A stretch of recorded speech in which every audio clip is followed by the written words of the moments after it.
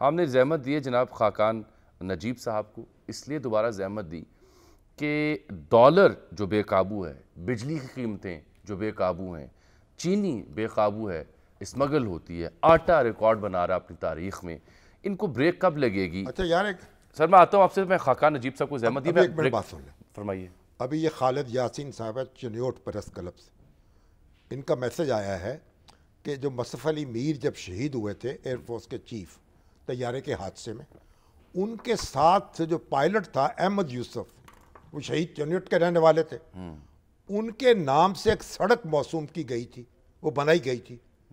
अब जो तालीमी अदारे सारे हैं उनको जाने का रास्ता वही है, वो टूट फूट गई है, उसमें सफ़र करना दुश्वार है, उनका शोहदा का हम नाम लेते हैं, वो सड़क तो उसकी तरफ भी तवज्जो दें, बिलखुसूस निगरान सरकार की खिदमत में। और हमारे जो पैगाम एक बात और ये है, हमारे बुजुर्ग हैं ज़ियाउद्दीन जहांगीर साहब, वो कहते हैं भाई लियाकत अली खान थे वज़ीर आज़म पाकिस्तान के, वो भी तो शहीद हुए 6 सितंबर के मौके पर, उनकी शहादत को भी याद करना, उनको भी याद कर लेते। चलिए खाकान साहब ये उनका भी उनके दर्जात बुलंद करें। खाकान साहब जहमत इसलिए दी, क्या ये जो चीफ ऑफ आर्मी स्टाफ की ताजरान से मुलाकात हुई और सरकार जो हरकत में आई, उसकी वजह है कि डॉलर में जो 2 दिनों में 15 से 20 रुपए का उसमें कमी आई है, या ये फॉर टाइम बीइंग है ये सब कुछ, और जब तक इन्फ्लो नहीं आता डॉलर का, तरक्की नहीं होती, ये बस 2-4 दिनों की कार्रवाई है?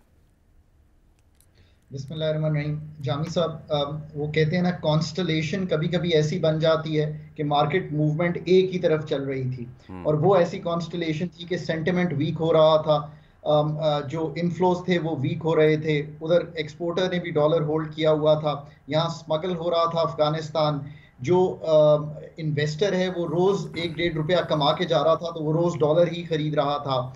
ये जब सब कुछ हो रहा था तो आई थिंक एडमिनिस्ट्रेटिव मेजर्स कुछ लिए गए आफ्टर जो गुफ्तो शनीद हुई आर्मी चीफ की विद दी कम्युनिटी, और उसके बाद कुछ प्रैक्टिकल मेजर्स लिए गए। फॉर एग्जांपल, एक तो ये है कि बहुत प्रॉफिट टेकिंग भी शुरू हो गई है। उससे मतलब यह है कि जिसने 305 का खरीदा हुआ है, उसको अगर 330 का बिका है तो उसने कहा चलो ये मैं 25 रुपए जो है प्रॉफिट टेकिंग कर लूं। जो एक्सुबरेंस थी ना, जो people were getting to excited, I think वो एक्साइटमेंट टेम हो गई है, सेंटिमेंट का थोड़ा सा रिवर्सल हो गया है।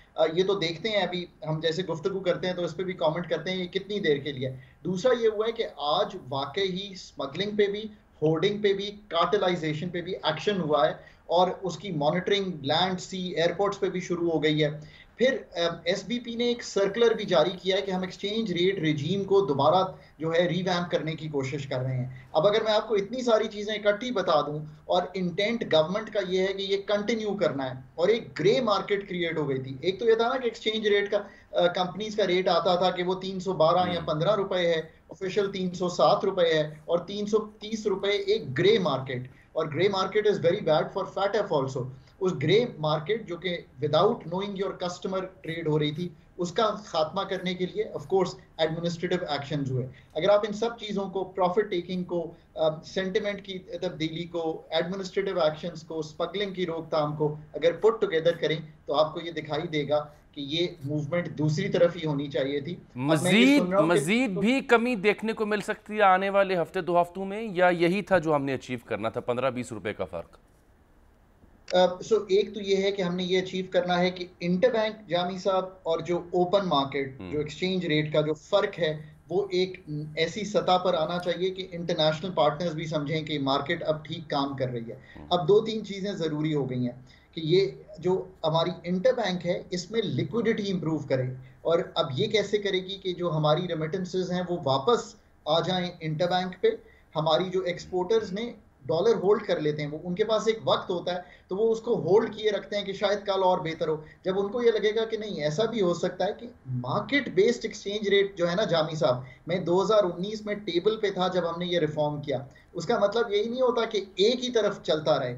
अगर हमारी मार्केट इंटरबैंक की डिसफंक्शनल हो गई है, अब इससे क्या मतलब है जामी साहब, जब लिक्विडिटी ही नहीं रही वहां पे, रेमिटेंसेस 2 अरब डॉलर पे ड्रॉप कर गई, 19% जुलाई में ड्रॉप कर गई, पिछले जुलाई से कंपेयर करें, एक्सपोर्ट्स ड्रॉप कर गई, हमारी इंपोर्ट्स बढ़ गई, तो ये होना ही था। अब अगर इसका रिवर्सल शुरू होगा, तो ये याद रखिए। बड़ा एक टेक्निकल पॉइंट आपको बताता हूँ, इस वक्त अगर आप मुझे कहें ना कि मैंने बड़ा चंक बेचना है अपने कर्व में, यानी कि एक्सचेंज रेट कंपनीज को, तो आपको मालूम है वो आपको क्या रेट कहेंगे? वो आपको कहेंगे 307 रुपए।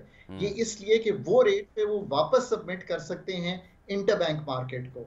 सो हम ये देख रहे हैं कि एक रिवर्सल ऑफ सेंटिमेंट है।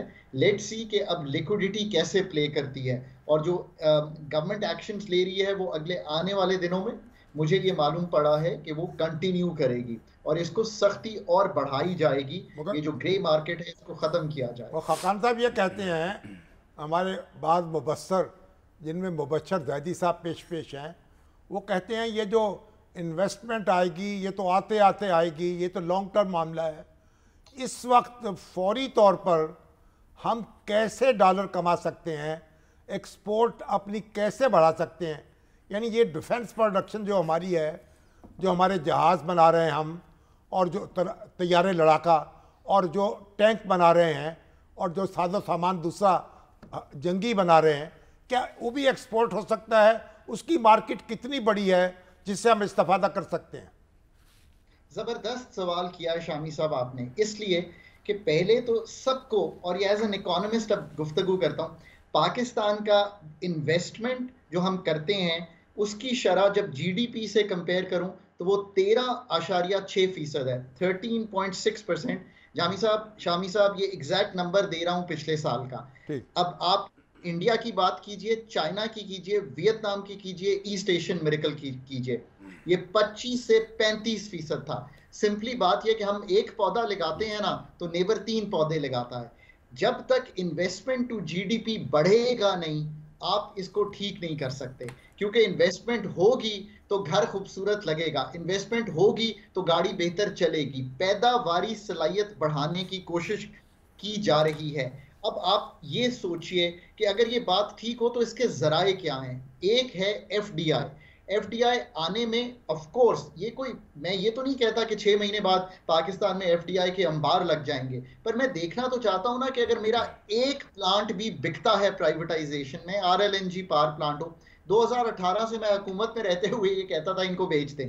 अब अगर एक प्लांट भी बिकता है तो $1 बिलियन का है ना, तो दुनिया को दिखा तो सकते हैं कि आईएमएफ के अलावा भी कुछ है शो करने को। एसआईएफसी ऐसी अम्ब्रेला है जिसके अंडर ये कोशिश की जा रही है। मेरी एक बड़ी टेम्पर्ड सोच है इस पे, वो ये है कि एक गुफ्तो शनीद शुरू हुई है, मैं आगाह हूं कि वो क्या करना चाह रहे हैं, उस पे टेक्निकलिटीज तय हो रही हैं। Let's see. और मैं ये हमारे पास तो आईटी प्रोडक्ट्स हैं और जो डिफेंस प्रोडक्शन है उसके बाद तो उसी से हम मेरा ख्याल है कि यानी फॉरेन एक्सचेंज हासिल कर सकते हैं फौरी तौर पर। तो एग्रीकल्चर में इन्वेस्टमेंट, और याद रखिए कि मादनियात में डायरेक्ट इन्वेस्टमेंट, ये पैसे के फ्लो होने हैं पाकिस्तान वहां से अगर हम इस तरफ जल्द यानी कोई इसकी रिटर्न मिलनी शुरू हो जाएगी।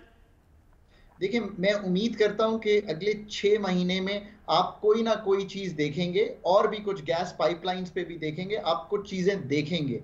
ये हमारे लिए जरूरी है कि हम अपने इन्वेस्टमेंट टू जीडीपी को उठाएं। जितने हजरात ही कह रहे हैं ना, मैं तो इकोनॉमिक्स की गुफ्तगू कर रहा हूँ, FDI, private investment in public investment, ये काम हमने करना है, आगाज हुआ है। Let's see how this plays out. Khaqan साहब बहुत शुक्रिया